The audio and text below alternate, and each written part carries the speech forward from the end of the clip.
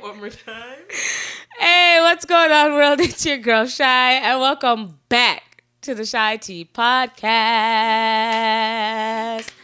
Now, there you go. Now you can join this one. Whoa. Get it.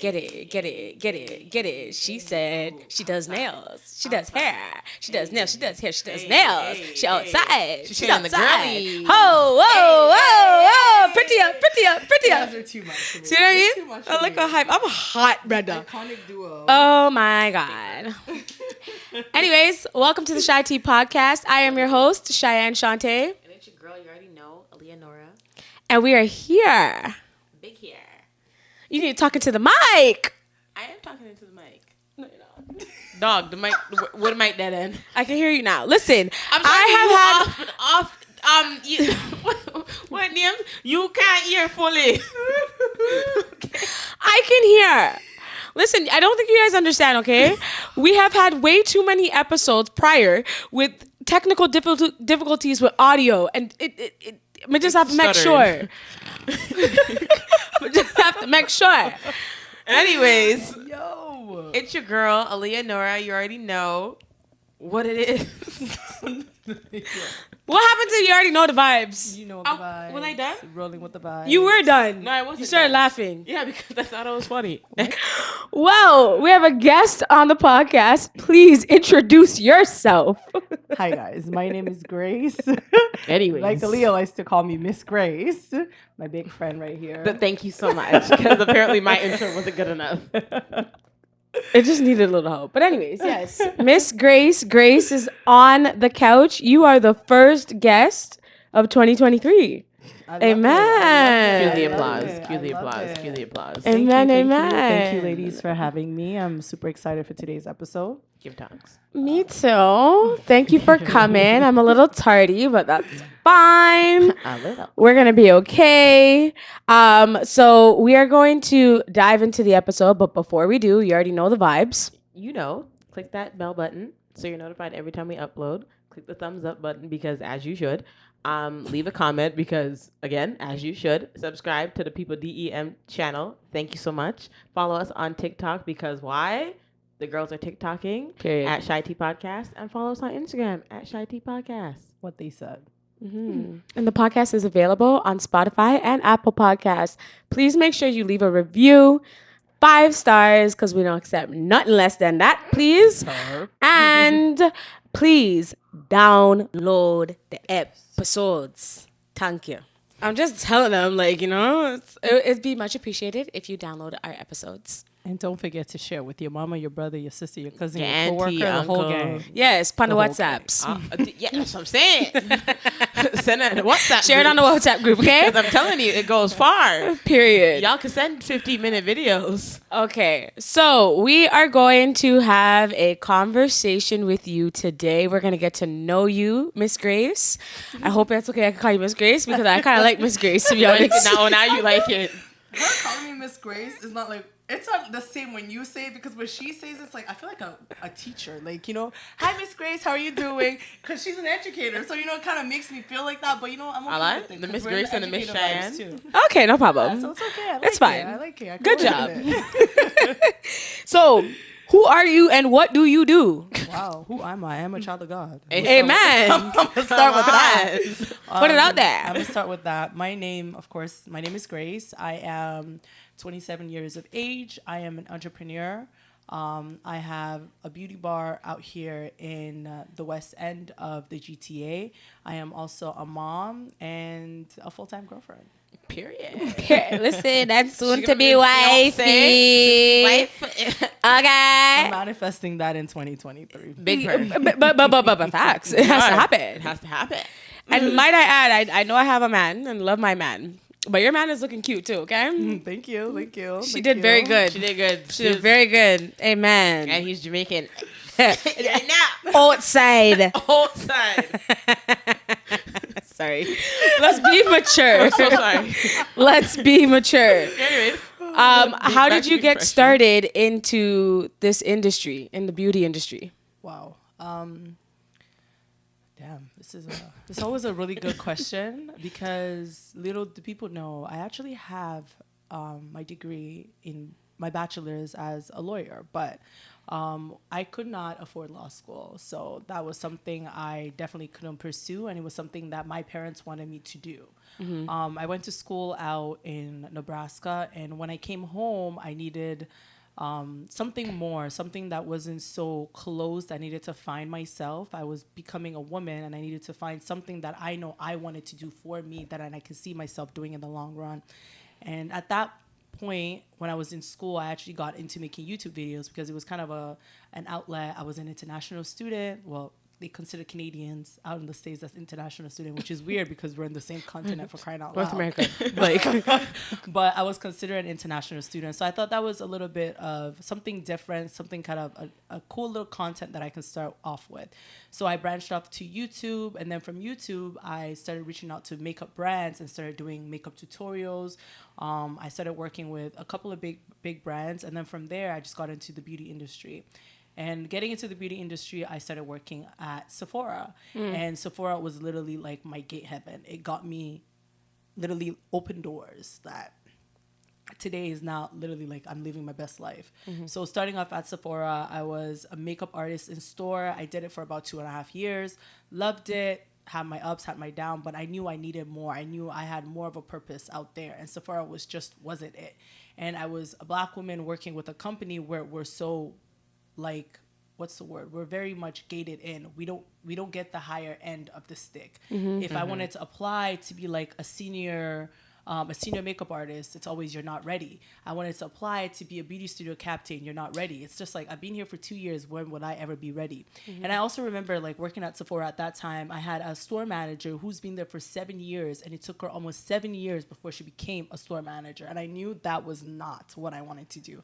So I took the step to just leave and just start my own brand. And lucky me, a lot of my clients that were my clients at Sephora actually came with me when I left too. And a lot of them I'm still with now, almost 7+ years later. So Come on. that's how I got started.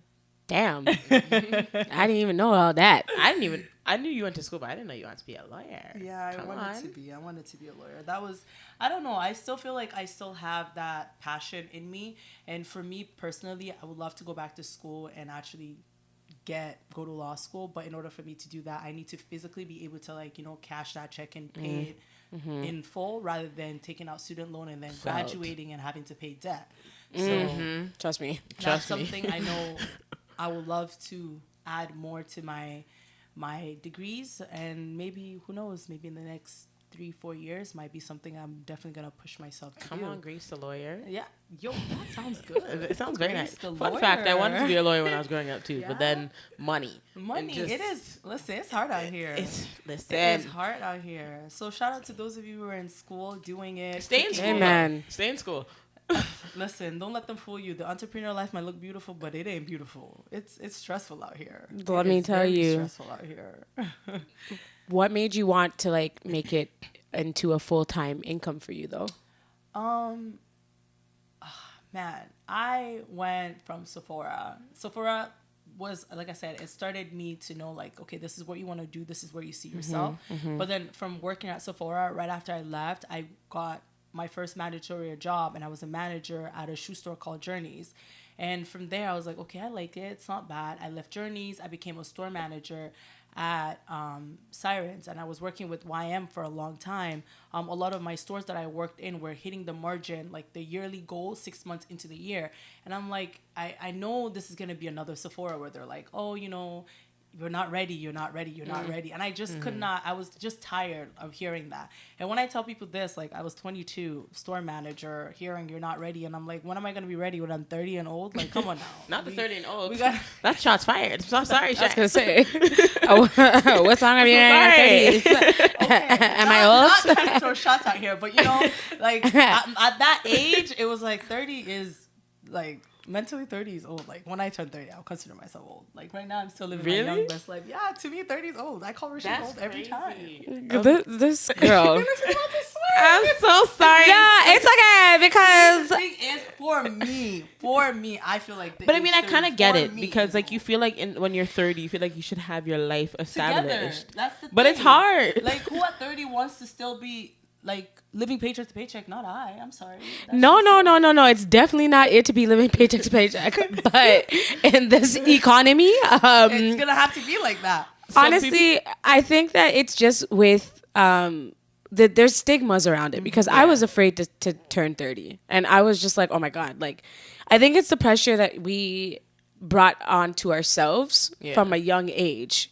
I'm going to be this by this age. I'm going to do this by the time I'm 25, by the time I'm this, by the time I'm that. And then Girl, I thought I was gonna be married to my first kid. At right? 25. And then you're just like, And well, here I am, 30 odd, don't have no babies, don't have no ring yet. But I also realize like 30s is your best, it's your best years. Like the 30s are your I feel like best you, like, years. it's your prime time to start living. Because everything starts to come and evolve. Like as I entered my 30s, I started to know exactly what I wanted. Yeah. I knew exactly where I wanted to be, and I said to myself that like it's not the end all be all. I still have the time to get to where I need to get to. And I just think 30s just made a new gave me a new perspective on of life, pretty much. Yeah. Well, for me. You're gonna get there just now. just So now. Don't remind when you get there, We're not far. you know, We're not far. You're gonna get there and you're gonna be like, well, crap, It's you know. okay. It's a little ghetto over But here. that was my mindset. I didn't want to be like not know who I am by the age of 30. So I knew working for myself was ideal because working for other people just wasn't it. And don't get me wrong, right after I left retail, I tried to get into the corporate world. I was working with it's a big brand, but it's known for like hockey equipments, golf equipments, baseball, and volleyball. The brand is called Mizuno. They're kind of like Reebok, Nike, Adidas, but they're not so big like Nike and Adidas. And I was one of their managers for actually like their biggest golf company in Canada, which is Golf Town Canada. And I didn't like it. Like I got into corporate, I'm like, yeah, no, this is not for me. This ain't it. I can't do this 9 to 5 stuff. Now here I am working 12 to 12, but you know, that's besides 12 to 12. that's besides the She point. low-key does, because And I don't know, I just was not comfortable working for other people. Like I just wanted to work for me because I know if I was to work for myself, I'm gonna work 10 times harder. Whereas then if I'm working for other people, don't care I could as literally much. sit at the desk all day. Y'all still gonna pay me at the end of the day. Like, Facts. whether you like it or not, I clocked in. I'm getting paid. Facts. So working for myself, I feel like just made me work 10 times harder, and it just get me liberated to know like, yo, if you don't take that client, you're not buying grocery at the end of the week. If you don't if you don't meet that quota for the week, rent's not getting paid at the end of the month. So, you know, me personally, it gave me the push, the mindset that I need to like go and get it. Whatever you need to do, you got to go and get it. So I feel like that's why I personally got into being like into the entrepreneurship. So So what came first, the nails or the hair? Like which ones you started doing first? Because we know you are I lavish vanity, but I you have- started off with makeup actually. Oh, Makeup was okay. my stepping stone, and then for makeup I got into doing hair because when I got on YouTube I started doing hair reviews for company and getting into doing like installs and making wigs, and I actually really liked it. And then luckily just before COVID started, I think 2018, just before I thought of, okay, I think I might start leaving these jobs and start working for myself because working for people is absolutely not it. And I took it upon myself to learn how to do lashes. So I tried lashes for a while. It's not really my forte. You have to find me on a good day to say, Grace, come do lashes for me, but it's not it. Just no. And one day, actually, a client of mine was like, Grace, you do makeup, you do hair, you wax, and you do lashes. Have you thought about doing nails? And I was like, hold up. You're doing something here right now. You're really thinking outside the box. But then in my head, I was like, Grace, I did do nails. I did nails when I was in high school. But you know, it was like those little like Shoppers Drug Mart little kit. You put the press on. little press Yeah, on. Like, yeah, it wasn't yeah. crazy Yeah. stuff. Yeah. But and then at that point, I was like, okay, if I wanted to do nails, it'll just be something I add on to my service. But how do I go about doing that? So trying to find out like, do I need to be licensed in Canada? Do I need a certificate? Where can I get that? Do I need to go to school for it? So the moment I got the role of that and figured it out, COVID hit. And that was literally my COVID hustle, was doing nails and doing hair because the government was telling you guys couldn't be outside, but I know everybody wanted to be outside. Fun fact, that's And how they we need- met, because she did and my they nails. They need to look good to be outside. Well, So period. Yeah. That facts. you had to be the plug. And it was so crazy because even me, I probably shouldn't be sharing this information. Like during COVID, a lot of my clients were actually police officers. Like I'm not even gonna cap, like women police officer, because they knew the rules and That's fine. regulations. They don't know who it is. They weren't supposed to be getting services. They're not supposed to be doing these things because we were in lockdown. But Yeah, but us as females can't be staying locked down. Like, what was a Lockdown? lockdown, schmockdown? Like, First to be of all, honest, what was that? During lockdown, shout out to Miss Gracie, because that's how we met. And she was the only one who was really giving the girls the services. And I appreciated her because I wasn't trying to look pop down while I'm in my house. Like, I already feel pop down as it is. I don't want to look that way. Yeah, I think that was just like a mental thing for everybody. It was Yeah. like, we need to like still have some type of normalcy. It wasn't feeling like the world was normal at that time. Mans were getting dressed to stay in their house. And another thing was for that during the lockdown, a lot of people were so used to like, you know, every 2-3 weeks got my nails done, I got a pedicure, I got my lashes done. Like it was self-care for them. It was their time to just be them. Like it wasn't work. And already having to sit home, some people had kids that couldn't go to school. They had to watch their kids work from home. It's like, dog, I'm with these people 24/7. What time do I have to myself? Yep. So the little urgency of finding, I think somebody knows somebody who does something, get out of the house. Go find it, go get it. And you know, that was it. And I feel like COVID really brought that real like, yo, you don't have a 9 to 5. You gotta pay rent. So where are you making you money? about to be homeless. And the government assistance wasn't really Assisting. because That part. I don't know what they really thought. And I felt like the people who were really like abusing and scamming really ruined it for the people who actually needed it. So yeah, no. It was not giving what it needed to give. Definitely not. You mentioned that you did YouTube before. Yes. What did you do on YouTube? So when I first got into YouTube, I was into the beauty side of YouTube.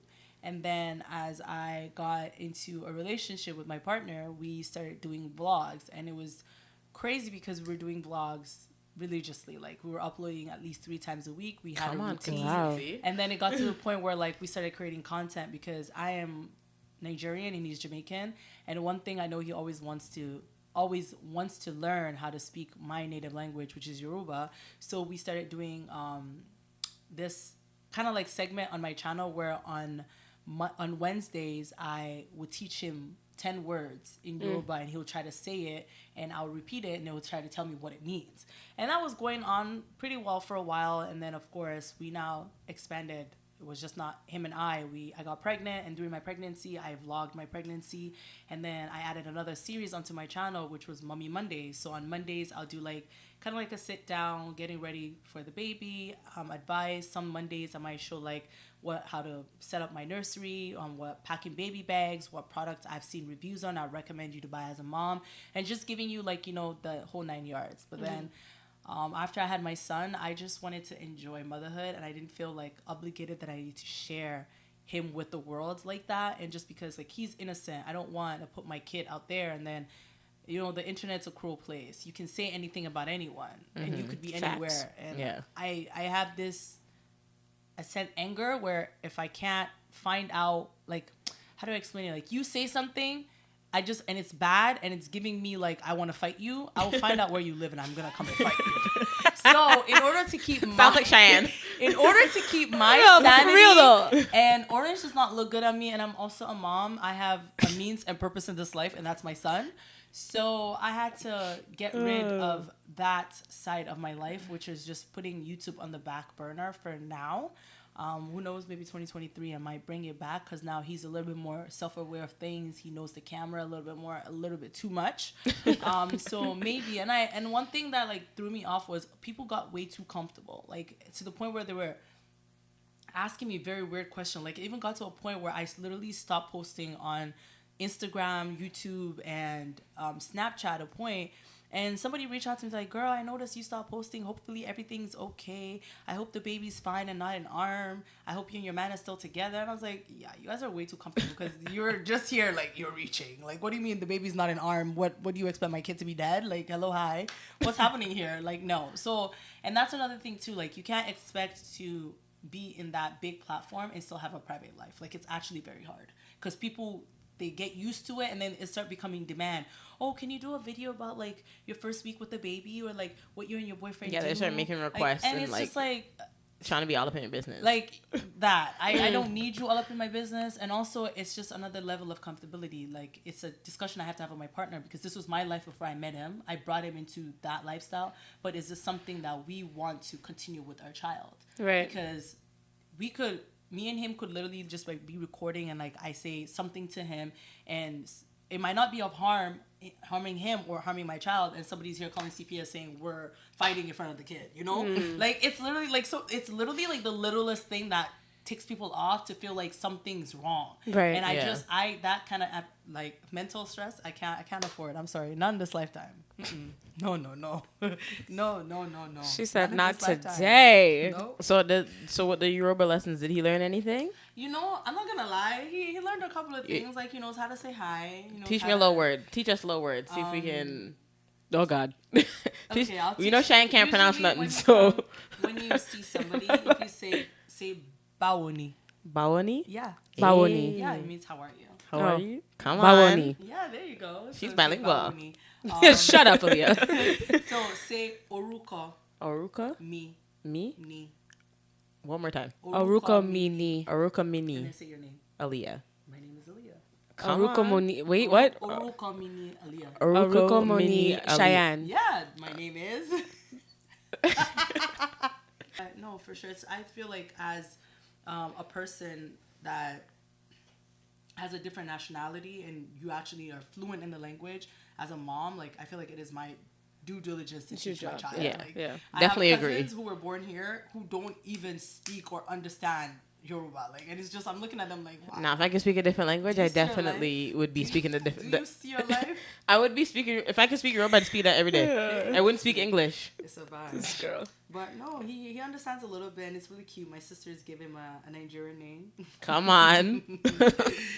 His name is Roshane, so they call him Oluwa Roshane, and Oluwa means God, right? Stop. So he God runs is with it, Roshane. doesn't Oh, he? he runs with like my guy is doing marathons. He said, As I a am Jamaican, God. you already know. As Jamaicans, you already know we're boastful as it is. So them call me God. Oh. So, like, how do you manage, like, you're being an entrepreneur, being a mom, and like being a girlfriend, soon to be wife? Honestly, all glory to God, because That's an intense balance. Praise him. Yeah. It is hard. The first year of motherhood was it was eye opening for me personally, because of course it's my first time around. And when I tell you, till today, I have the best partner ever. Like, thank God for Loves that that man, for him. because Shout out to you. I've had people tell me stories like, yo, when you have a kid, your man, it's just you, like, you're a single parent. I said, single what? Not in this lifetime. My partner, the first year, I actually went back to taking clients 4 months after having my son, and I, like, at a point, it was like I was doing nails and pumping milk at the same time. Like, milk's done, I go give the milk to my partner, and he'll feed the baby. Baby takes a nap. By the time I'm done my service, I'll come in, feed him, go back to my next client. Like, we build a routine. And I feel like being able to manage business, being a partner, and being a mother is having a routine, and it's a routine that works for everybody. And it also helps when I'm able to do things that I want to do, and my partner is able to do things that he wants to do. So I feel like building a routine really, really is like the key of things. And I can tell you, like, Monday to Sunday, we know what we're doing every week. It's the same thing. The only way it would ever change is if one of us falls sick and we have to recalculate, and someone's staying home, or someone's loyal's not going to daycare, or something like that. So definitely building a routine and sticking to the routine would be like the high key of managing everything. So yeah, We love teamwork makes the dream work. teamwork makes the dream work. For sure. You didn't want to ask any more questions? No problem. Let me just go back to what you just asked. All right. So finding that balance, do you feel at any point did you feel guilty of like trying to prioritize your work, your business, being an entrepreneur, and then being a mother? Yes. Big guilt. I think my toughest would probably be the last 6 months. the last 6 months will probably be the toughest I've ever dealt with business, being a partner, and motherhood, because my partner has been the full-time parent also while working full-time, taking care of our son. And I've just been dedicating the past 6 months on my business. And a lot of people might like hearing it might be like, girl, you're so selfish. Why are you just worried about you? What about your family and your kid? But I am building a long-term thing for my family. And I feel like sometimes it might have to be take that one person in the team to get us where we need to be. Yeah. And when that person gets there, it's a lot more easier for us to now all balance and now work more cordial together as a team. And I like, it wasn't like, oh, a decision that I made myself. Of course, I sat down with my partner and I told him like, hey, listen, the next 6 months is going to be tough because I'm going to be in and out. I probably won't be seeing our son as much as I want to. I probably won't be seeing you as much as I want to, but I will make sure to try to dedicate at least one day during the week where it's just me, you, and just us. And for the past 6 months, it actually really worked because there'll be days where I'll have Monday, Tuesday off, and I'm working literally Wednesday to Sunday, and I'm having 4 or 5 clients a day. And by the time I come home, my son's asleep. I'll kiss him, drop him off at daycare, and that's it. And then I don't see him till the next morning. And even sometimes my partner would try to keep him up for me so I can see him before he goes down for bed. But he's a 1-year-old. If he's tired, he's gonna go to sleep. Yeah. So I feel like I was a little bit tough on myself, but I'm happy that I had to endure it because now I know what I can endure. I know what my weakness is and what my strength is.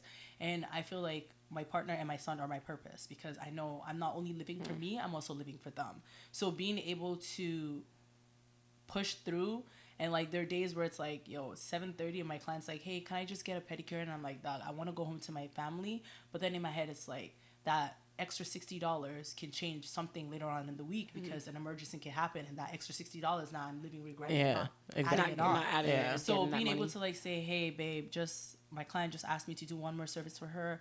I'll try to be home in the next hour and a half. And it'd be like, hey girl, don't worry about it. Do your thing. Loyal's eaten, is showered, he's down. Just when you come home, just get yourself together and try to get some rest. So I feel like having that part of him as a part of my team, which is just a team of 3, but I'm the strongest part of the team, but I feel mentally he is he's the one holding the team down. So I want to say like without him, there really wouldn't be the tough side of me. So That's amazing. Come on. We We love love that. that. That's so beautiful. We love that. It's healthy to have somebody who can help you balance everything, and like actually the support is always needed. Like, you know, you can say you'll be there, you can say encouraging words, but like just like showing it is like what is the most important. And it's like being a Black woman already, we already have to be so strong. So it's just nice to always just have somebody, whether that is your partner, whether that's a friend, just in your corner, just rooting for you and wanting you to be successful and like letting you know that it is okay to get your shit done. No, I always stop cussing. Get your stuff done. If it wasn't because of him, I promise you there would really be no Lavish Vanity. Like people don't believe me when I tell you like he is also the CEO of Lavish Vanity. Even though I tell him he's not, but like, like I know you do. He is. Like any business decision that I make, I always run it by him first. And it's crazy because it's like, girl, it's your brand. Why are you running it by him? Once again, we are a team. This might be my brand. This might be me. It's I. But that person is the reason why that brand is where it is. And I say like the littlest thing from the betting on myself, like, hey, like I don't want to work at home anymore. I want to get a studio. And he's like, what's stopping you? And I was like, dog, I don't know if I'll be able to, like, the next 3 months of the year. First 3 months of the year is very slow as a beauty in the beauty industry because people are just crashed from the holidays, spending so much money. Like I don't know if I can afford it, but I don't want to dip into savings to make ends meet. And it was like, honestly, just have faith. If you believe in yourself and you're gonna bet on yourself, do it. And the push, gotta find a studio. I told them, hey, like I want a nice little like light for my studio. I was like, don't worry, I'll get it for you. I could have hired a contractor or somebody to help me set up my furniture and everything. It was like, my brother's got you, he'll do it for you. Anything at the studio need fixing, I'll come do it for you. I remember the day my landlord called me to tell me that my studio flooded. I was literally like in doubt. I started crying. He was like, don't worry, we're gonna go do grocery. After grocery, we're gonna go and we're gonna clean it. He literally just told me, sit down and just keep loyal company. I came to see you that same day. I got it, and he Literally. grabbed the mop and started mopping the floor with And my she landlord's cleaned- wife. Yep. And he's cleaning the floor. And I got my service done the same I'm day. just sitting there like, God, I don't know what I did. She's like, just but come back in an thank hour. And I was like, okay. Thank you, Lord. Lord, I got you a good man. You would have never, like, you couldn't tell that, like, her place, like, just flooded, like, It an is hour ago. Like, it is very hard mentally to know, like, you doing this by yourself, but to have somebody on your team that's, like, riding for you. And, like, let me tell you, there are times where clients really be trying me, and I tell them, and he's Oh, like, no, we seen your story. no. And he's like, so you're not taking them anymore? I'm like, no. He's like, of course you're not. And let me know if they try a thing. Let me know. I'll be there. I was like, you know, Facts. what? Have to. Listen, You can't let people abuse you in this industry. You really and truly can. And I am very thankful of him. And there's a lot of things that mentally I doubt myself. Like this past year, I've been training in what I do in my field for about 2.5 years now. And I've always thought about it, like, there isn't much people who do it across the country. And I would love to give it a shot. And I've been saying it since before I got pregnant. And he was like, just do it. I'm like, no, I'm a little scared. Yeah, she's going on tour. He's like, just do it. I'm like, no, I don't want to. And I think it was my first time that I decided to. I went to Montreal and I told him, I said, just 5, babe, just 5. 5 is all I need. If I get 5, I promise I'll go. And he goes, okay, put the flyer out and just be hopeful. And I think the first maybe 3 weeks of my flyer out, I got my 5. And then he was like, so we're going? I was like, yeah, we're going. We're gonna go. He goes, are you sure you're not gonna back out? I'm like, we're gonna go. And I mentally already planned, like, you know, I'm gonna drive. Mm-hmm. I'm gonna plan my bags, do everything by myself. And he's just gonna stay home with our son. And he was like, oh no, my cousin and my sister will watch our son. Don't worry, I'll come with you. The whole drive there, he drove. The whole drive back home, he drove. When I got there the first day, he was literally my assistant. He collected the payments for my student. Make sure you get the funds before you start. Set up the stations for my student. He did the runs to go get the snacks and the drinks, the pictures, the content. Like, when I tell you, like, you would think this is this man's brand too. The way he puts in 100%, and I appreciate it. And I think after that, it was like my eye opener. Like, you really are where God wants you to be, and you're doing the things that you've manifested. You've said this and you've bestowed it. Now God's telling you, like, lead and just do what you need to do. Show people what you're great at. And being able to have that as him as well, being that person that I'm doing this with, is, like, amazing. And I always tell him, like, of course, you're helping me chase my goals, and I would love to help you chase yours too. But it's when you're ready. I can't force you to chase your goals if you're not ready, you know? So being able to have that is great. It's been great. I love that for you. It's been really great. Now, from the consumer side, we'll do both, okay? I see where this is going. But I just need, because we have somebody here on the couch that does. You can help us understand from a business. point of from the view. hairstylist, from the nails, and then you can the nails text. Because I have questions, comments, and concerns. But I just need to understand, why do I feel like every time I just want to just knock somebody out? Because All the time. I just don't get it to why Sama Uno is so hard to work with. Okay, like, not even working. Let's start off by, like, the booking. Okay, no problem. Go ahead. Here's the thing.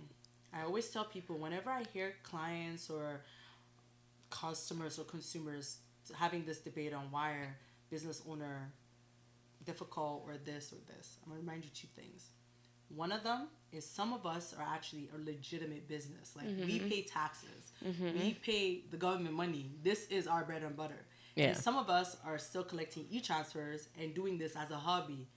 That's the difference. If a person that you're dealing with is running this as a legitimate business, fam, call it IRA on them at this point. Like, they're not giving you back your deposit. Because call the CRA, call somebody on not them. the CRA. They will run you back your money. Because here's my thing. Because it's a business. You're filing for taxes. You have to legitly have these things. But when you guys are dealing with the people who their policies on Instagram and they're telling you DM to book, the moment I'm going to a business owner and the first thing I see is DM to book, or you're selling bundles and you're saying DM to order, I'm just gonna leave the page. Like, there's no point of me continuing because Lord knows with Instagram in the vanish mode, can you imagine you running them the funds and then they say, "What are you talking about?" Yeah, no, that's Like, not it for me. No, Huh? it's And my I screenshot everything. Listen, my thing Not the is screenshot. if I have Everything. a struggle with booking you, and I've had this in the past, and I will not name this person, but I've booked with somebody to get some braids, and I never heard from them. So in my head, I'm like, say no, I'm a business. No. You trying to sit on and look like idiot, Because a lot and like of you don't have the people- decency to like say something. You just silence. A lot of And I was supposed to check my shoes and say, okay. a lot of business owners do not. A lot of them, they have policies that they don't even stick by. A lot of them don't have manners. They don't know how to talk. They don't know how. They don't know how to communicate. They don't know how to provide customer service. So then why do you have a And the business? thing, here's the thing though, customer service is not something that can be taught. It's something you have to have, and that's what a lot of people are lacking is customer service. They do not Come have it. on. There is no way that I am booking you, like you DMing me your information, and I'm booking you, and I'm like, you're booked, and you're like, okay, so where's the address? Message me the day before your appointment for the address. Ma'am, what if I forget? So your appointment's not happening because if you like, there are actually business owners who will tell you you have to message me exactly 24 hours before an appointment to get the address. No. And it's just like, I guess some people might say for a safety reason, but like, no. You're providing a service at the end of the day, and I understand. That's hot. I understand, Ready. and I get it. Okay, but it's if you want to keep that privacy, it is your job to message your client 24 hours before and provide the address, and then say confirm or like if you what you like. I need to know that you've acknowledged I this. agree with you on that one. You can 100%. say that. You know what's 100%. crazy? I DM'd somebody for a service, for a wax service, but she gave me her address in the DM as soon as she got my e-trend. She said, this is the address. And my appointment was like 2 weeks. Yeah, prior and that's to, another thing. If but you're she gave taking it my to me. money, you should be able to tell me where I'm going. Me personally, before I actually got my studio, I was always, even if you send me your information, I'd book you in and you get an email confirmation. And that email I got an confirmation, intersection. Which it's helpful. the email confirmation will tell you like, hey, this is the date of your appointment. This is the time of your appointment. Here's the address for your appointment. And it will give you instruction when you get here. Don't park on the driveway. Park on the street. Don't knock on the door. Send me a text when you get here and I'll come out. Things like that are very important, especially if you're in the beauty industry. It's not the same when you go to a mall to go get your hair done because they're in the mall. You know? You're in a public setting. Right. Yeah. But I feel like a lot of business owners do it because of their privacy reason. Can you imagine some people have ops and they get their ops friend get them to book an appointment and somebody just now have your address and they'd be trying to find out where you live and now they show up at your house and it's a whole fight. Right. And Right? I can I get it. I can understand that. Calm down. That's what I can understand that. Like Grace asked for like your Instagram, like when I first booked with her. She asked for my Instagram, so I guess she wanted to wanted to make sure. Well, I I mean, either way, like I understand the privacy. I get it. I 100% 100%. get it because people are bud-minded, and this is like your home where you lay your head at. You can't like I get it. Yeah. But my thing is, it's not my job to come and tell you agree. to Or tell ask me you for your address. where I'm going. Yeah. I agree And with you I about shouldn't that. be in the morning of where I'm supposed to go. Trying to find I address. don't know where you are. No. Or sorry to cut you, or you get the messages, oh, can you come back a different time, or can you come back so and so when you're on the way to Or the the day of my appointment, you're telling me that you're not home because you have to go to a cousin's house in Kitchener. Like, are you kidding me right now? That one was personal. I'm like, what do you mean you're not home? And I'm right about to exit the highway and I'm driving all the way to Scarborough. Like, do not cheese me. Like, I will definitely apologize to you two from the business owner point Thank of view. you I'm so much. apologizing for that because the unprofessionalism is starting to catch up. And it sucks because a lot of us are now losing business because of it. Because people are not, I'm not going to deal with this. I'm just going to learn how to do it myself. Yup. And it sucks because a lot of us who actually love what we do, we're passionate about it, we give the customer service, we love the feedback, are now losing business because you go to one person who ruins it for the rest of us. And it sucks. but that's why I feel like the reason why that they have those policies is because they had one bad apple. Exactly. And I'm not saying that you can't protect yourself, but not everybody is the bad apple. So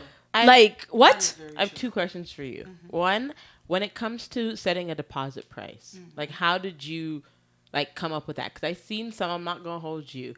Like send a $60 deposit, and I'm like, my neck back. Why you ask for so much money? Me personally, how I base my deposit out is if you are getting a service and your service is about 2 hours, an hour to 2 hours long, I would divide a number by 2. So if your service is 2 hours long, your deposit will be between $20 and $25, which means in those hours I'll still be making a profit of Got you. Of what the service would be. Yes. Okay. Right? So I technically won't be at loss. Yeah. There are some businesses who don't ask you for a deposit because they don't care to ask you for a deposit, because regardless, if you don't show up, they can just find somebody else, or somebody can walk in. But I'm not in the state of my business where I accept walk-in, because it's just me. I don't have people working for me yet. Yeah. So when I get to that time, it's just call, book an appointment. You don't have to worry about a deposit, because if you don't show up, somebody else can walk in and take your spot. Exactly. So that's where the deposit comes in, and it also gives me a safety that I don't lose for those 2 hours that if you do not show up. But then there's some people who tell you to pay a deposit to book, but that deposit doesn't go towards your service. That right there is a scam. Yeah, that's a scam. I'm not giving you no money. Yeah, no. Facts. I would never do that. So the $25 or $20 deposit, or whatever amount of deposit you're paying, should be going towards. Or it's your now service. $50. Oh yeah, I've had the $50 deposit. $50. Yeah. I've had a $50 to go deposit. and deposit to go get my hair braided. Yeah. And the hair braiding service is actually wild. And I'm ready to book a trip to Africa and get my hair braided. Are these hair service coming with washes though? No. Oh no. Thank you so Y'all much. need to pull Y'all up need to vanity, because we give you the wash. when I tell you she gives a wash with the service we give you the wash and doesn't yell at you. If you need the trim, we give you the That's another thing. Like, why I know I'm gonna get to your point of view soon. I promise. We're gonna get there. But my question is this: why is it that some of you tell me I have to come with my hair blown straight to the T-bone, with no flyaways, no product? Make sure your hair is shoulder length. If not, I'm gonna charge you $30 to blow dry your hair if it's not blow dried the way you want to blow. And what if I'm buff on it and I don't want to blow dry my hair? That's why I'm coming to you. You're supposed to come do my hair for $280, sometime $3, sometimes more. You have me coming to you to come get my hair done. What work do you put in? Why do I have to put so much work in? I'm sorry. I'm just very animated, but damn. Remember what I said to you at the beginning of this? Some people do this as a job and some people do this as a business. But you should not take my money if this is still a hobby for you, or like if this is not a business to you. Okay. This shit ain't for free. I understand. Listen, but like to pay for quality service. Back in the day, from what I saw, okay, my mom went to a black-owned hair salon. She would go get her hair washed. You get your hair washed. You get your hair blow dried. You get your hair, the relaxer is not good for the hair. But, it works for your mom. Whatever. But you get your hair done. There's a braiding service, like whatever it is. Like it's... And then we complain when people look at us less than because we don't provide the same service as if I were to walk into a Caucasian hair salon. You're in my head, because when I walk into the Caucasian hair salons, I see them getting the wash. I see them getting the trim. And it's no question. Like, why do I have to come with my hair prepared for you? You are supposed to do my hair. One more time. What me I pay you for?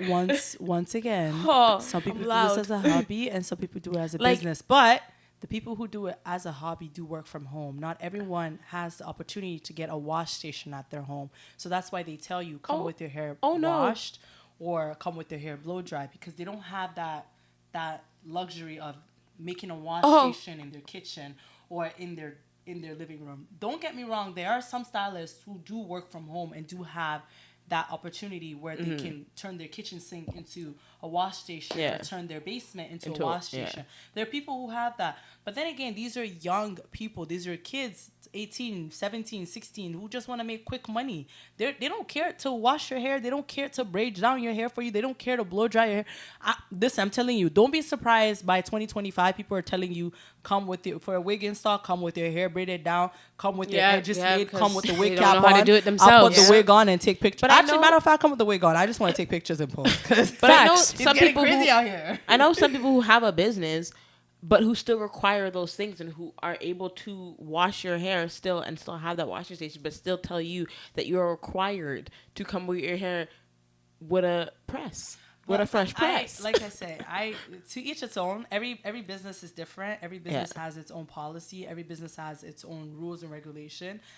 Me personally, when I was working from home, I didn't have the luxury to be washing my clients' hair. I would love to wash my. That's understandable. But when I got my studio, that was the first thing I made sure. I was like, nah, whatever. By the end of the first month, I needed to get a wash station in here if I was doing hair, and I give my client the luxury. Like, if you want to come with your hair washed, great. If you don't want to, you don't have to. Listen, the only way I will be charging you to wash your hair is if you're just coming to get a wash, a trim, or a silk press. That's the only way I'll charge you. But if you're like, hey, I never got a chance to wash my hair last night, can we add it to my service? Sure, I'll wash your hair, I'll blow dry, I'll braid it down, do your install for you, boom, bang, bang. But if you don't give me the heads up and you just come with your hair dirty, well, yeah, like, that's stupid. Yeah, you are like the second person that I've met who does that. And that's why I always come back to you, because there's people like me, like Cheyenne mentioned earlier, where I look a buff on did. I don't like washing my hair. It's not even just that. It's about, I like to experience somebody else right? massaging my scalp and feeling the water run from my head. But it's not just that. It's just the fact that, like, if it's not done to your standards, then you're charging me extra money because I don't do it in a professional way. Yeah, exactly. And it's like then you want to come post my head top, but this is blow dry, not blow dry in your Instagram stories. I don't want that. Like, I'm not. Embarrass me. Don't embarrass me. I had to tell the girl, I'm like, don't post me, because I know it's not blow dried properly or whatever, like you like to say. I don't have a good blow dryer like that. I have a decent one, but again, my hands and my arms hurt me. Okay, so after a while, I'm sweating, I'm hot, I can't do it anymore. So you shouldn't penalize me because I don't know how to do it. I'm gonna give you the tea. So there's this con hair blow dryer and a brush. That is literally, anytime my clients ask me, like, what would be the best when it comes to blow dryer, that is the one blow dryer I recommend, because it's literally like brushing your hair. Okay, perfect. Literally just combing your hair. Yeah, send a link. It's send an Amazon link. Less than $30. Promise. Come you, on, love it. because I'm tired of feeling embarrassed. I feel it, and I know, and a lot of service provider are very crucial and brutal with that, because they're very mean. Like, very. They're mean. They're mean. And very. They don't hesitate to embarrass you. They don't. But then want to charge an arm and a leg for an install, but then you're embarrassing me. One hairstylist posting on socials talking about, don't tell me you wash your hair and there still comes in your hair, and she's posting the client's hair, and I was like, not everything you need to share with everybody, because this is that part. No, that's rude because at this now, point. how do you feel if I was the person in your chair and then I leave and I see myself in your like, Instagram I was so story. excited because you're gonna post my hair and you're shading me just before the service. Whether or not It's nobody like, knows that's my head top, I'm gonna know it's my head it's top. like, ma'am, Yeah, you shouldn't. that's not nice. And that's another thing. Like, That's you not shouldn't do that. But I can't. what do you think about? Okay, we're gonna go to you. I promise. When it comes to like the consumers and like the TikToks that are on, where people are now starting to embarrass us, blast us, and blast you guys. tell us what we're doing wrong. Right. Okay. So if there's one thing that I like, there's some that are funny that I feel like. Okay, so first I'm gonna touch base on your TikTok blasting people and whatnot.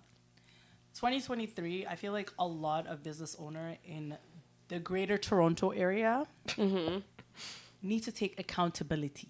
That's the word for 2023. For you business owner, is accountability. Take accountability for the my French. If a client is late, yeah, they recommend they'll pay the late fee, but at least for a service provider, me personally, I always have a 30 minutes grace period between my first client and my next client. If I have an appointment at 9, I try to be done. If it's a nail service for 11, my next client will be at 11:30. And I always do that because things happen. People run late. Sometimes I run late. And me personally, when I run late and I'm the one running late and you're sitting there waiting for me, I take at least, if it's the 15 minutes, I will take that $10 off your service for that grace period that you had to sit there waiting for me. Yeah. It's me taking accountability for me being late. Maybe if my client, before you came late, I will send you a message like, hey, girl, I'm running a little bit behind. Take your time. Taking that accountability to give that customer service and let my client know. But if my client's telling me, hey, I'm on my way, I'm going to be there for 12:20, like you said, yeah, sure, I will try my best to accommodate you, but thanks for the heads up. Moment I get that message, I'm letting my next client know, hey, girl, I'm just running 20 minutes behind. Your appointment's at 2:40. I'll see you at 3 o'clock. accountability. Literally. It is not hard. Communication goes a long way, especially as a business owner. Me, if somebody was telling me they're on their way, I'm not gonna be like, yeah, girl, the 20 minutes here, I'm out. If I was that person and you never messaged me, you never told me like, hey, I'm gonna be 20 minutes then late. I would be. Then I'd be like, okay, girl, you ain't here by like I don't see you at my door for 12:20. I'm gone because you didn't tell me you were gonna be late. Yeah. You're just showing up at what time you choose to show up. There's a difference between that and giving me a heads up. Yeah. And I feel like if a client takes they're taking the accountability to give you the heads up. The best you can do is to accommodate the service. Facts. Exactly. That's it. It hurts. It might push you back a little, but as a business owner, sometimes you have to be uncomfortable before Even you if can you get have to change up the comfortable. hairstyle for the appointment to, It's the customer service that goes a long way because you don't know, maybe that was her hairstyle for her birthday, and now you just ruined the damn girl's birthday. God That's damn what it. I'm saying. That could have been like That my. was an important hairstyle, though. That was I important. would be We were so. doing No, something. I'd be so sad. I'm so No, sad. it wasn't. It was Y'all kind of got me important. apologizing here today for all you guys' shit. It wasn't- It was a little important. It was like the holidays, and I wanted to have my Yeah. hair done, and it was just something quick and cute. And I know I booked the appointment like Last minute? weeks. No. Weeks prior to. Weeks prior to, and I had to screenshot it so I remembered when my appointment was. So that's how I knew it was a long time. Listen. So for me to do that, and then like again, I'm not being. I'm taking accountability. It was about 15 minutes before I was stuck in traffic, and before my appointment, I gave her notice. I said to her, "Hey, I am running late. I'm normally not late." I said everything. So like that's why I get it, and I can say, for instance, if I wasn't that kind of client and I didn't say anything to you, I just show up. Like, I would understand why you would turn me away because you have me sitting down here waiting. I'd understand why you're going to keep my deposit. So I try to see things from both sides because as a dancer and choreographer, time is money for me too. So I understand the hustle. But you can't expect me to come and do all these things and then flip the moon, be like, and bring When down she the called me stars. while I was at work, I knew she was mad. She's like, I "Oh, was you so won't- upset. You won't believe. I'm like, no, she didn't. I'm like, really, Shan? imagine. She's like, yeah. I'm like, Shan, like, how late were you? And it's crazy because whenever I hear stories like this and I go on social media and I see the outlash of, exposing this hairstylist, or look what this person did to me. I wanted this, I got that. And in my head, and I was just like, oh. How do you feel about that, though? Like, that trend? Girl, listen, y'all sing like a canary. I really don't business because y'all giving your opinions up there. You're giving the people the heads up. And it's crazy. Even though you guys are getting exposed, even though all these stylists you guys are putting on blast, at the end of the day, most of you guys are still going to go back anyways because you don't learn. And then Shan's you a victim experience to that. and then you experience it and complain. She is. So that's just the thing is, clients they're paying their hard-earned money. If I'm paying my hard-earned money, I expect to get what I'm paying for. Yeah. I've been encountered to a time where a client got a service from me and she wasn't happy about it. And the service was over $300 and I had to give her back her money. But then again, when I had asked other business owner in the group chats that I'm in, they told me not to give it back to her because she just wanted her service for her birthday. And birthday done, she realized how much money she spent and wanted her money back. And honestly, I'm not going to cap. That was literally the case. And I fell for it because the moment I hear, if you don't do this, if you don't do that, I'm going to have to take it to social media. I'm sorry. I did not work 10 years of For you to hard come in work your threats. For you to come and make a 30-second TikTok to ruin my business. Are you mad? Little brief intermission. Where were we at? Talking about the TikTok. The TikTok trend of exposing. Yes. So I personally feel like people do. It's great for them to have their own opinion and share their own experience because you need to give you. It's in a way you're looking out for other people. Yeah. But then it's like you guys still go back. You guys see the videos, you hear the complaint, you still go back. But I totally understand that's okay because everybody's experience is different. And when everybody's experience is different, like you could have came to me and had like the best experience of your life, and your sister comes to me and she's like, yeah, she ain't for me. I'm never going back. You know, everybody's opinion, everybody's experience is different. So for me personally, I do like seeing the concept of the videos, but where I feel like the unprofessionalism gets in is when business owner now begins to retaliate. Right. And I mean like in the comments going back or stitching the video and doing my side of the story, and it's just like not everything needs to respond. Especially as a business owner, you have to understand this. At the end of the day, this is your business. This is your brand. You have to protect it. You have to protect it. And sometimes protecting is not saying anything. Right. Because now if you're here going back and forth, and then now you're going back and forth, and this person's like, yeah, watch tomorrow, I'm going to pull up, I'm going to fight you. Then they come to your place of work and they're ready to fight you. What are you going to do? Are you going to fight them? Yeah, but at our big age, we shouldn't be sitting down and but that's what the girls are doing. Those That's things. exactly, The girls are that's doing. Embarrassing.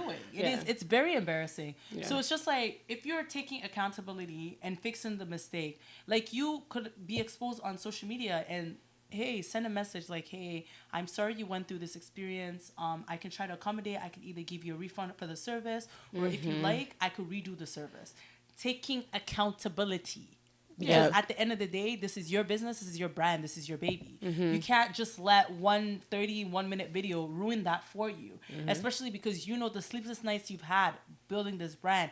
You know the hard work you've had building this brand. You know how much money you had to put building this brand. You're really going to let $100 service ruin that for you? Come on, man. For what? Yeah. Let's be for real. Let's be for real. So that's just my intake on it. It's great to see people giving their own feedback, because sometimes some of us do need that feedback. We need that negative to let us know, like, hey, maybe this is where I'm messing up and I need to fix this. Maybe other people are too afraid to say it because they don't have a voice and they don't want to upset me. But me personally, I always tell my clients, like, I need the feedback. Like, if it's something about the service you don't like, if you don't feel comfortable telling me here, when you get out, you can send me a text message. Hey, girl, I couldn't tell it to your face, but the shape was not shaping, or the thread was a little loose, or like you were braiding a little too tight, and I'll of course apologize. Hey, I'm so sorry. Thank you for the feedback. Let me know how I can make a difference at your next appointment. Hopefully I do see you again. If you choose to come back, then I know you understand, you accept my apology and you want me to do better. And if you choose not to come back, that's okay, because some people don't come back, but they refer other people to me. And that's fine with me, because I might not be the service provider for you, but you find other people who you think I can fix my work on and work on them, because you still believe in me. Right. And maybe a year from now, I might be that service provider for you at that time in your life. So that's just it. It's all about taking accountability and just being responsible for the things that you do as a business owner. You have to be responsible. So, yeah. You have no choice. I mean, I get it. No, you have no choice. You really don't. But I mean, there's some videos where I see people who, like, I'm like, how did you sit there for that long and didn't say anything? Like, when they're getting their hair done, and sometimes they'll be like, look at my hair, and this is like what I asked for, and this is what I got. And it's like the jaga braids, like one braid's here and then the other braid's back here. Like, that is just that. Like, why did you sit there for so long and didn't say anything? I don't know what Grace did, but she did something with my hair, and I wasn't a huge fan. And then I told her, and she fixed it. I've been with her ever since. I feel like when it comes to people saying things on the spot, they're scared. Yeah. Because you don't know. Like, it might be that person's like, and especially if we first met, like, I'm not really trying to say that. Having the day from hell, and you were that bomb that just had to make them explode, and there they are throwing scissors and comb and a flat iron and everything, because you had to say something out of pocket. Like, and it's like in my head and then at that moment you're like, man, I should have just shut the fuck up and wait till I left. But me personally, I'd rather you say something while you were there than when you leave. And I'll give you guys a scenario. During the holiday, I had a client come in. She's a regular of mine. She's not from here. She's from Nova Scotia. She comes in town here and there for work. She came to get her hair done, and I did a service for her. It was half, the half straight back, and then the weave in the back. The weave, yeah. And during the service, we're vibing. I was letting her know, like, hey, your edges are not edging, like, they're not there. So if you want me to leave a little baby hair out, I can't really braid them as tight as you want, because it's gonna literally it's gonna damage your scalp. It's gonna break your hair, little bumps in the front. And she goes, yeah, girl, that's okay, that's fine. And like I said, she's a regular. I usually don't do e-transfers from my regulars or anybody. It's either you bring cash or you're paying with a machine, debit or credit right there on the spot. But she's a regular, and she sent me e-transfer plenty of times. It might take a bit 15-20 minutes to come in. So I was like, you know what? It's okay. So she gets in her Uber, she leaves, and sends me a message. And she's like, hey, girl, my man doesn't like the hair. He said it's a little too loose, and he wants you to fix it. So I'm like, okay, I look at the time. I'm like, hey, I have an hour break. I have an hour in between you and my next client. If you're in the Uber, you can just come back, and I'll fix it. And she goes, right, I'll be there in 10 minutes. And then 10 minutes come, no show. 15 minutes, no show. I messaged her 20 minutes later. I was like, hey, I remember I tell you I have a client in 40 minutes. Here's my grace period to fix it. Are you coming back? And she goes, if I come back, do you think you can take $20 or $30 off the service to accommodate the Uber? And then in my head, I was like, when you left, you told me you sent the e-transfer. So now why are you telling me I had to accommodate the Uber? Because she didn't send the never Because she sent the money. e-transfer. And that was the last message I heard from her. Like till this day? $180 gone. She didn't pay me. She didn't send me an e-transfer. I called her from my business line, no answer. I texted her, no answer. I called her from my personal phone, picked up, heard my voice, hung up. I DM'd her on Instagram. She still follows me. She just refused to open the message. That's she crazy. opens it and then makes it as unread. Yeah. And in my head, it's just like, you know what? I did give you the opportunity to come to fix the issue.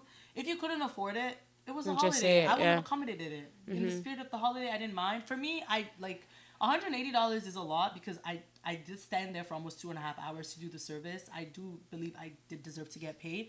If you were not appreciative of the service, you could have said something while you were there. And I pointed it out to you while we were doing the service. But then for you to leave, tell me you sent the payment, ask me to give you back a little bit of the payment because you never sent the payment to begin with, and then ghost me. That was where I found she probably never had the money to begin with. And then to make it worse, I have other business owner that I referred you to that now you're going to them and they're asking me like, girl, so and so try to book with me, or they inquired about a service. Do you know them? And I noticed like you follow them. And in my head, it's like, do I tell them or do I not tell them? I would have told them. I would tell them. And I was like, hey, like, just to be fair, like, here's my experience with her. You can take that with a grain of salt how you wish to, but this is just my experience with her. I've serviced her at least 6 times, and this is the first time she's ever done something like this to me.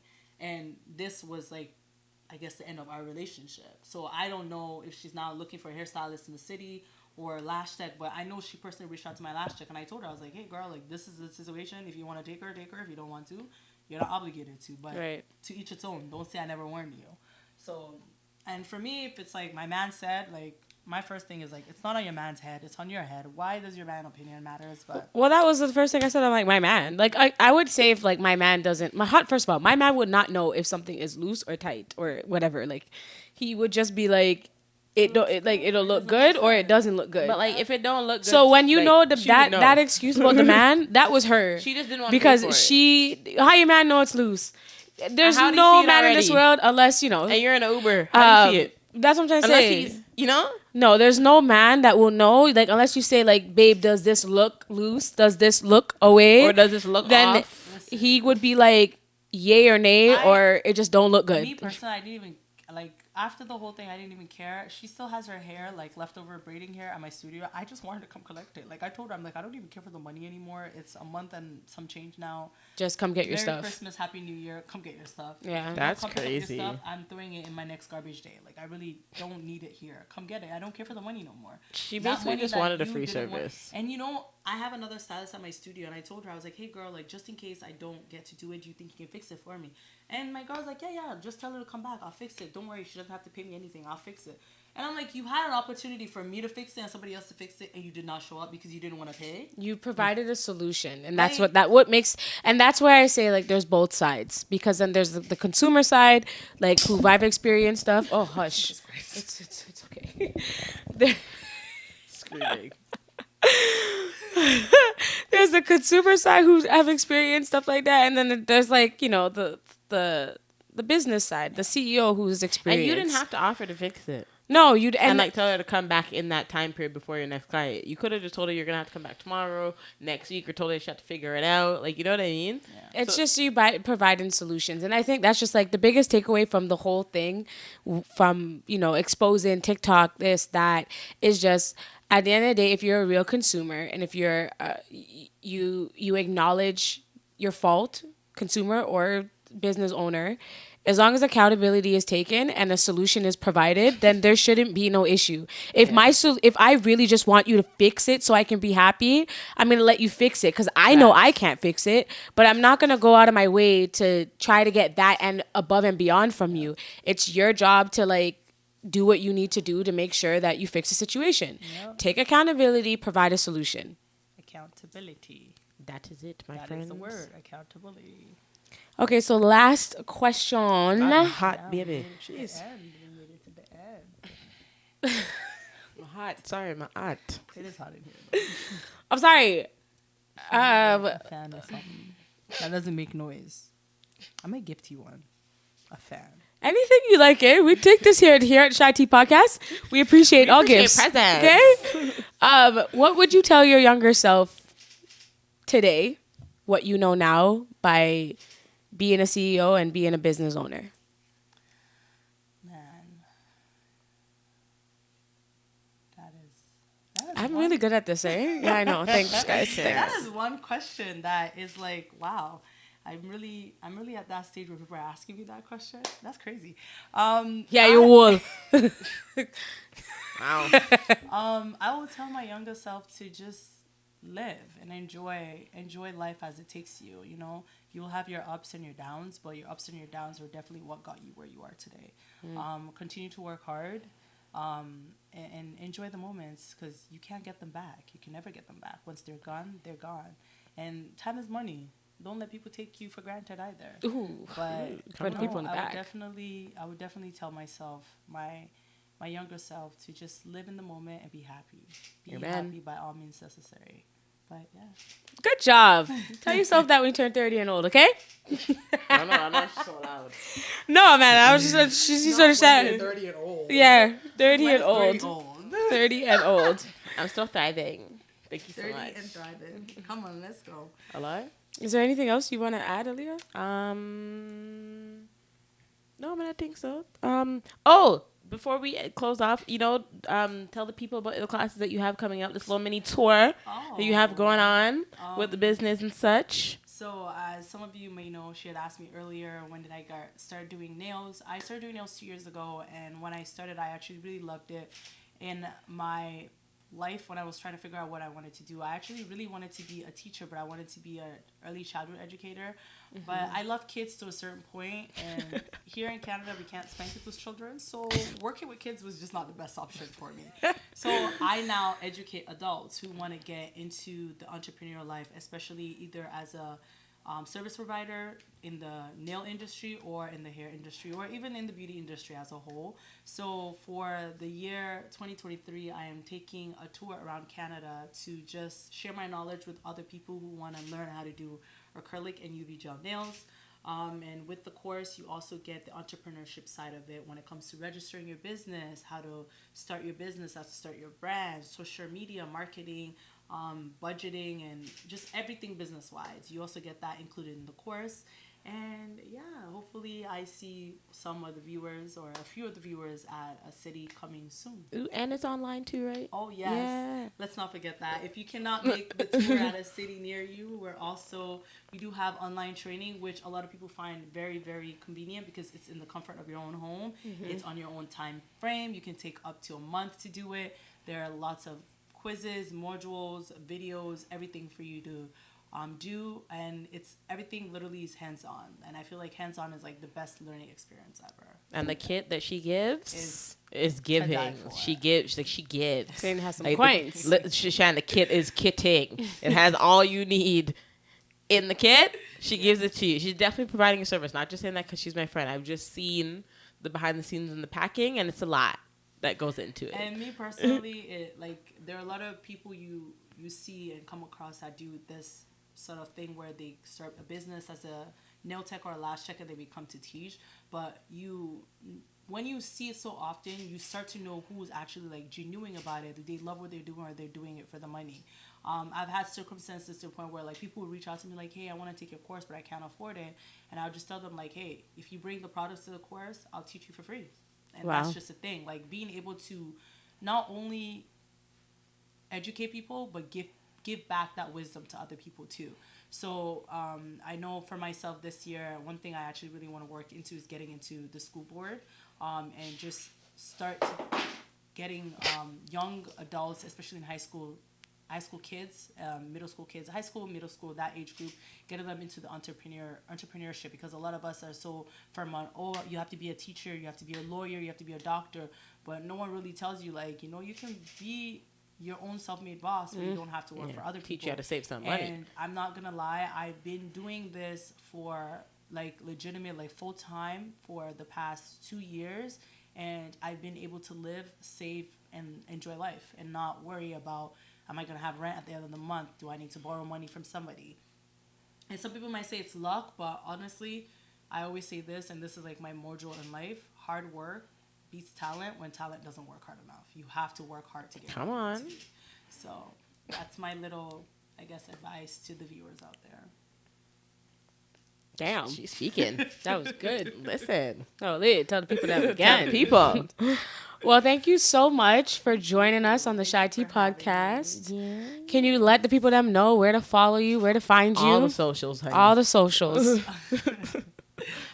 You can find Lavish Vanity on Instagram. We're called Lavish Vanity Studios. And we also have an academy page, which is Lavish Vanity Academy. And then we also have Lavish Vanity Hair, which is where we have all of our hair services and our hairline as well. Personally, if you want to follow me, it's Baby Brown. So baby with the H, AABY_Brown. I don't bite. I'm very nice. And I feel like 2023, I'm trying to get back into creating content and just being more enjoying life. Yeah. So if you guys would love to follow me, I'd appreciate it. Support Black-owned business. Support Come business on. near you. You don't necessarily have to get a service to support a Black-owned business. Sharing, liking, commenting, referring goes a long way. Same thing with the podcast. You guys definitely be great for you to listen because you get a lot of knowledge out of these things. But also sharing, liking, commenting, subscribing goes a long way. And I know Aaliyah and Cheyenne would really appreciate it. Oh, thanks so much. Also, that Say it again. The wig that you guys saw me in with Chris Brown, purchased it from her.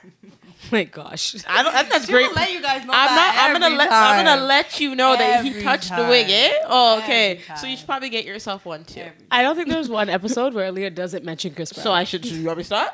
No, I'm just saying. I'm not going to. I don't think there's not one episode where And she doesn't guess say his what? name. And you're gonna keep hearing it, okay? All right. Cause I need you guys to know that I'm all side.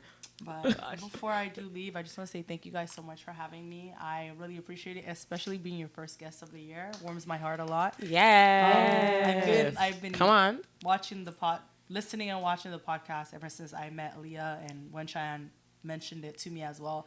And honestly, you guys are doing a great job, and I see this going Appreciate really far. So wishing you guys the best success in 2023. I know this is definitely going to be the best year for your podcast ever. Aw, Thank you so love much. it. You're so Thank kind. you. It's only the beginning. Yeah. It's only the beginning. You know what I'm saying? We love that. That's the way to close the episode. Okay, guys. Thank you so much. Make sure you guys subscribe, like she said, like the video, comment, click the bell, follow us at CheyTea Podcast on TikTok and Instagram. Yep. We out. Bye. Peace and blessings. Download the episode. Download the episode. Download the episode. Spotify and Apple Podcast, baby. Follow us. CheyTea Podcast everywhere. Thanks. Okay, bye.